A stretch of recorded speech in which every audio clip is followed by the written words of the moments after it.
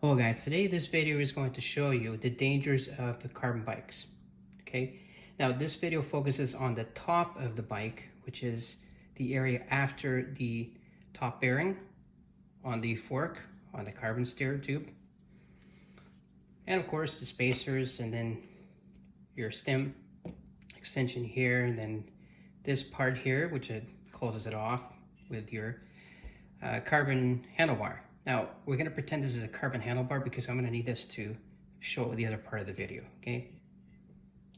Okay, so you have your bike almost assembled. You put your wheel on, so you put your carbon and you put the bottom section, the top section, everything's ready to go to add your spacers, and then your stem, and then you cut the steer, so you have to cut it. So let's pretend that this is at the top of the carbon steer, but just pretend that it's carbon, and we have to cut that. It's too big, okay?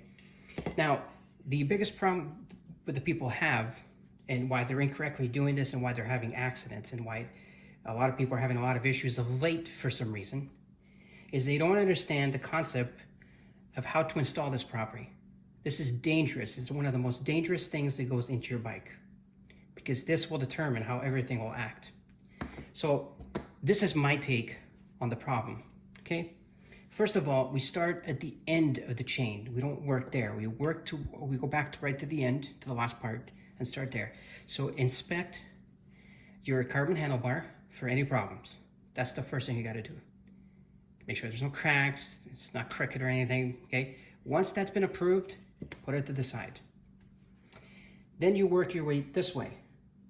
So you inspect the clamp, make sure there's no burrs, that it's smooth. That's inspected, that's good. Then we have this problem here, okay? You have to check for any burrs in here. Now this is a lightweight stem extension. What that means is there's material missing, that's why it's lightweight. If you get one of those heavy duty, thicker ones, they're actually better, okay? Because they have more material here and a little small hole, so they bite less into the carbon steer, okay? So we inspect that, make sure there's no hard edges that can cut, so that's good. And then we move on to the back of the bolt area here and make sure there's no burrs there either. So this eliminates any problems from here all the way till here. Now we deal with the next section. We still have to cut our steer, we still have to add the spacers, okay? So the next step is understanding how this thing goes inside this, okay? The problem that people have is they don't understand how these things work. And I think that's why they're having a lot of problems with these things cracking and breaking. Do you notice that this thing here, we have two. They're both the same, one is open, one is closed. They're both the same size. These are 40 millimeter expansion plugs. That means from here, the knurled edge is 40 millimeters, not this how long it is. That's what you're looking for. We're gonna actually install this wrong on purpose, okay? So you can understand why we're actually having problems with these things in the first place.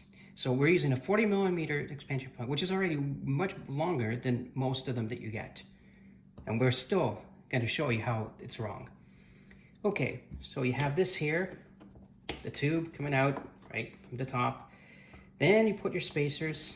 You want 25 millimeters, that's usually what you get on bikes. So you have two 10s and a 5 spacer. Okay, right there. Okay, now, the next step is, of course, we have to put this with this together, blah, blah, blah, put that together. So that's the next step you're gonna do. Since you already checked the carbon handlebar, the extension, the stem extension, everything's fine. At this point, you should be attaching it and just lightly torquing it so that at least you can take it in from here and put it in on your steer and try it out to see how much spacers you need. So you should be doing that at this point. That should be attached already. I'm going to leave it unattached so it's easier to show you, to demonstrate this. So at this point, this should be all together, this front section. Okay, now here's the next step. We're gonna use this as the carbon tube for now.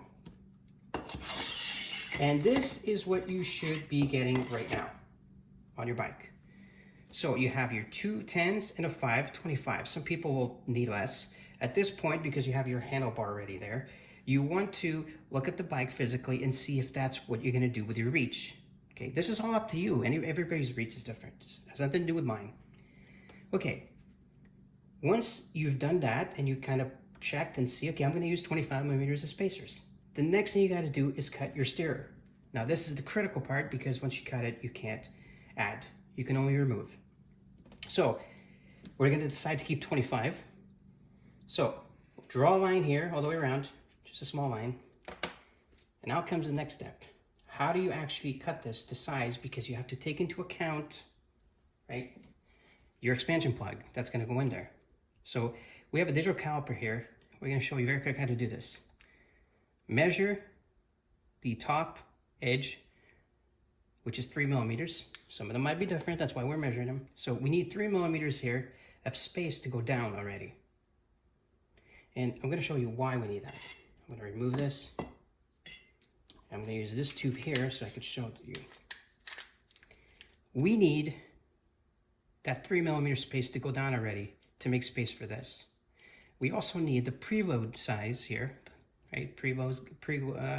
Gap to preload the bearing at the bottom, which is under there. Pretend that's the top of the stack of the headset, and these are just the spacers. So that's what you should be getting at the end when you cut your steerer. This goes in, and you have your 2 millimeters. If you want 3, you can go with 3. I wouldn't go more than that. But I usually give it to 2.5 millimeters, close to 3. 2 or 3 is enough. Now, we're gonna flip this around. We're gonna show you what the problem is right now. The secret to the problem. When you're putting in these things, most people don't understand this. There is a direction of putting this in there. And a lot of people don't know that. The problem with the direction, even if you do understand the trick, it's still gonna be very hard to install it, okay? And here's what most people do. They toss it in there.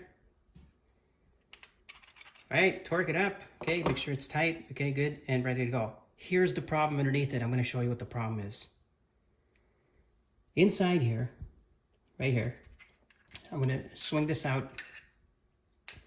That's what it looks like on the inside, if you flip it. When you add your extension here, this is your handlebar area here that's on the stem, right there.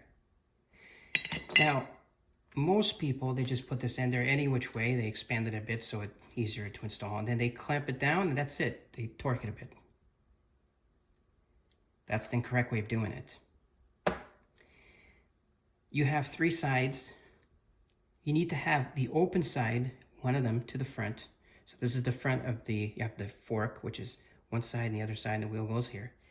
Try to put it right in the middle, and that is where it should be. Now, the reason why is because of this.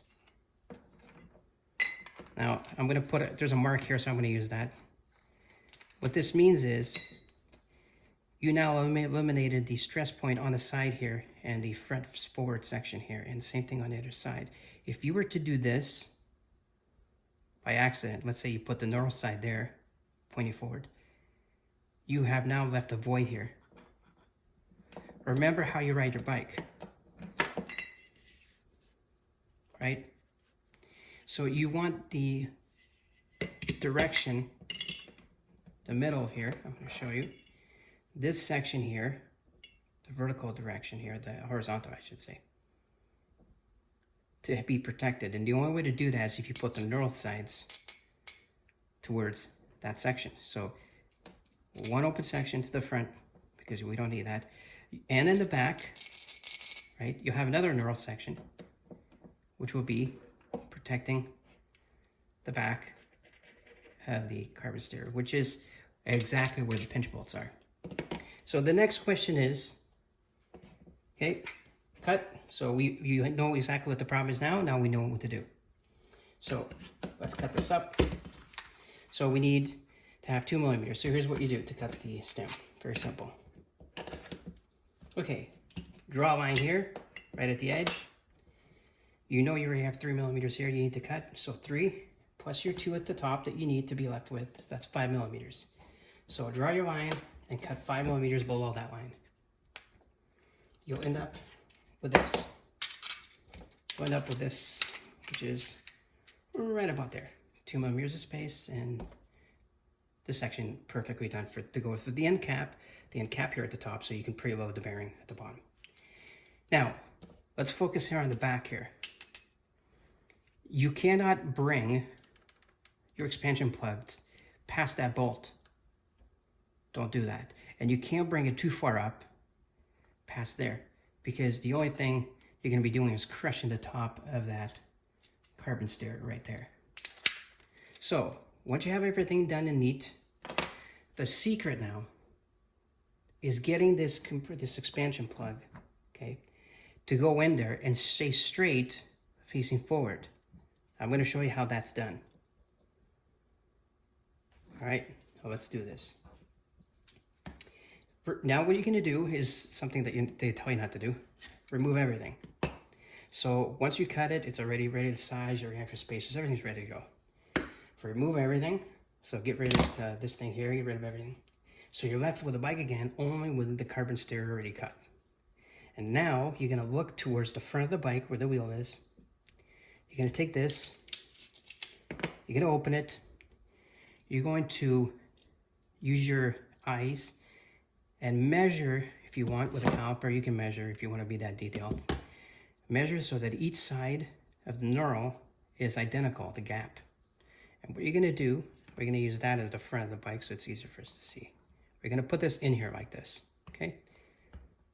And we're going to see if maybe it's too tight. We made it too tight here. So I think we did, so we're going to back off a bit. Okay, let's try that again. Again, same size on both sides. What we're trying to do is trying to get this in there. And we need to get to the top area here and stop. But we don't want too much space moving back and forth. We just want to be close. So I think that's pretty close there. So the mark is there. We're going to use that as our guide to the front. And it looks like it's pretty good there. So we slide it in. We're almost there. So what you do now is you take your Allen key, leave this exposed here, that gap, okay? And we're going to tighten this a bit. I have to put this toward the camera here so you can see what I'm doing. Until it's tight enough that it doesn't fall. Then what you're going to do, this is the best part. You're going to take a flathead screwdriver. This is a good one. And you're going to look around. Now I have this here so we can easily see it. On the bike, you're going to be going around it. Notice that this is incorrectly installed, even though we have this facing front forward. Notice that we have a big gap here on the back. If we were to push this down and compress this, here's what would happen at the bottom. So I'm gonna get a light here so I could show this to you.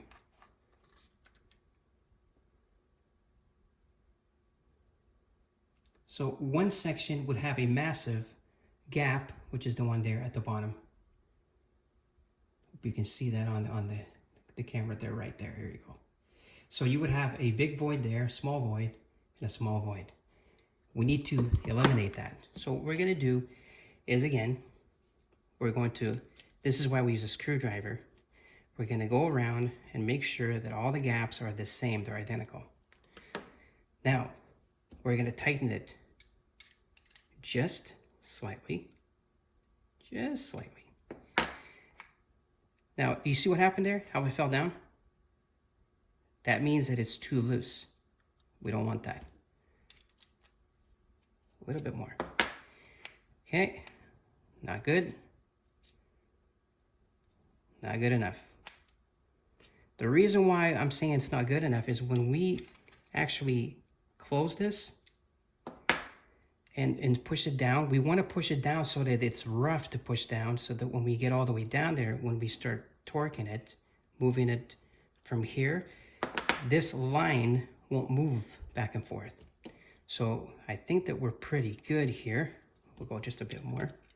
Remember, on your bike, this is going to be a little bit more difficult. It's easier on my hand here.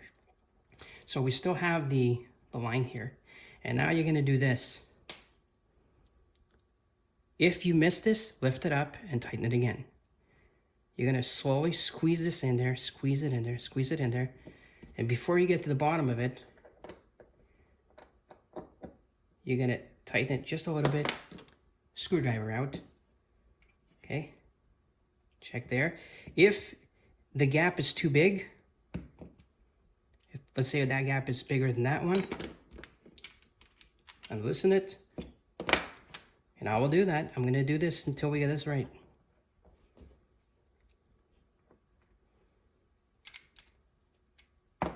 Okay, go again. Make sure the gap is the same on all sides. Okay, so we're good there. Tighten. Hold this area at the top when you're tightening this so that it bites easier. If you don't do that, it won't bite into the material. Okay, now we're almost there. A little bit more. And now let's try this again. It feels hard and it's going in, it's perfect. So squeeze that in there. Take your Allen key again. Hold the top area, hold it. And when you tighten it, now let's look at the bottom. Normally you can't see this when you're building the bike. Let's flip it around and check. Remember, that's the front. And now we have a perfect installed expansion plug with the sides all the same. And that is how you install the expansion plug. Once the expansion plug is tightened, okay, don't tighten it yet too hard. Torque. You're gonna put it back. So you're gonna put back these spacers, right? Put back the spacers, blah, blah, blah. Pull back your, unfortunately here, this is too short, so bear with me. So basically you're gonna have this on your bike. You have your 2mm gap, you have your extension there. Now the thing that you have to understand is you don't tighten this yet here in the back. Okay, make sure it's still loose enough so that you can spin it around and straighten your steering. Now, what we've shown you now is the correct way to install the expansion plug, how to face it, and how to actually put it in there so it doesn't spin around on itself. So everything here is perfect, except at the end of this video, I'm going to show you that what we did was all good. We just used the wrong part. So if you've watched this video and if you've been following up to now, you've done everything correctly to install this. There's no problems whatsoever, and you inspected everything from beginning to end. Now comes the curve. We've been using the wrong expansion plug all this time. How do we know that? Because we need to have the expansion plug like that. Because even a 40mm expansion plug is not enough with 25mm space, because we need the expansion plug to go all the way past the bearing, the headset bearing at the top. So in fact, this, I know I have two together here, but this would be an 80mm plug. So in this case, with a stack of 25mm and a rise that large of 20, it looks like a 20 here, you need to have a plug that extends all the way down past the bearing. It needs to go down past the bearing. What that means is the knurl section here has to go past the bearing. So reality, like this. That is what your expansion plug should look like on the inside. Now, even though it's a long expansion plug, you still install it the same way I just showed you. There's no issues with that. I know this video is long, but this video is the most important video that you're ever going to see, because it explains the secrets of why we're having problems with the steer, okay? Cracking on the sides. People do over torquing, they do too much of that nonsense, and then because of the expansion plug, because of the way it works, because it leaves gaps, the gaps have to be identical on the side. So we need to leave the gap to the front, protect the back, and protect the sides. And the only way to do that is if you face it that way. Now you know how to install the expansion plug. You know how to cut the steerer. You know that you need a longer expansion plug if you use 25mm. Okay, now let's say that we didn't use 25mm. So a 40 millimeter expansion plug, okay, is only good enough for a 5 millimeter spacer. How do we know that? Because now the expansion plug is covering at least the spacer. The problem with this, it's still not covering the bearing. So again, even a 40 millimeter is not good enough for even a 5 millimeter. How about 0? Even that's not good enough. So as we can see, the bike industry got this wrong. They don't care about your safety. They just care about selling bikes. They don't really give a damn about your safety. If they cared about your safety, they would include an 80 millimeter plug with all the road bikes, with all the headsets that you buy, but they don't. So again, even a 40 millimeter, sure, it gets you there because it gets you past the spacer. But certainly, even a 40 millimeter is not good enough for 25 millimeters of space. As you can see here, you tell me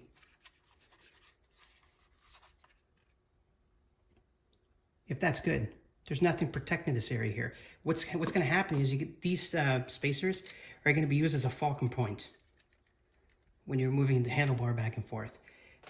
Again, use an 80 millimeter expansion plug and you don't have any more problems. So regardless of spacers, use an 80 millimeter expansion plug. Thanks for watching this video. I hope that you had a good time. And I hope that you understand why it's important, okay, to know that torquing things to proper specs, going slowly into it, don't go too hard, learning how to install the expansion plug the right way. It does have a direction. Most people don't realize that. This will eliminate a lot of the problems that people are having with their steers and carbons breaking and snapping. Thanks for watching. Take care.